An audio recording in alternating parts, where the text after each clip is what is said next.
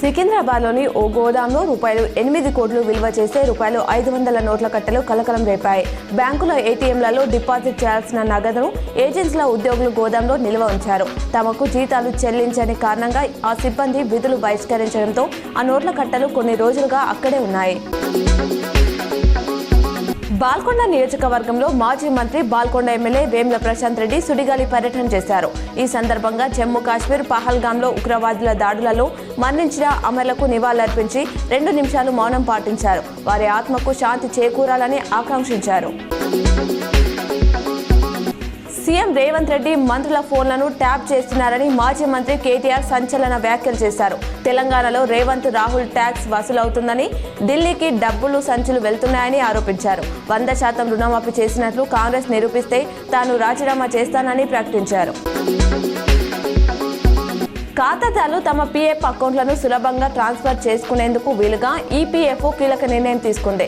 Revolve 13 software ఫంక్షనాలిటీని అందుబాటులోకి తెస్తున్నట్లు తెలిపింది. అంటే గతంలో లాగా పాత కంపెనీ నుంచి కొత్త కంపెనీకి అకౌంట్ ట్రాన్స్ఫర్ చేయాలంటే 2 కంపెనీలు ఆమోదం తెలపాల్సిన అవసరం లేదు.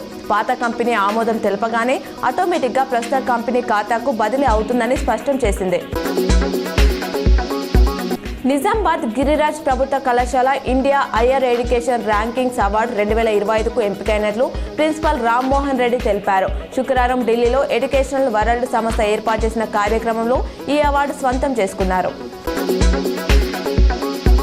పహల్గాం ఉగ్రదాడికి వ్యతిరేకంగా బాధితులకు సంతాపంగా కాంగ్రెస్ పార్టీ హైదరాబాద్లో క్యాండిల్ ర్యాలీ నిర్వహించింది. పీపుల్స్ ప్లాజా వద్ద జరిగిన ఈ ర్యాలీలో CM Revanth, MIM chief Asaduddin పాల్గొన్నారు. పీపుల్స్ ప్లాజా నుంచి నెక్లెస్ రోడ్లోని ఇందిరాగాంధీ విగ్రహం వరకు ఈ ర్యాలీ కొనసాగింది.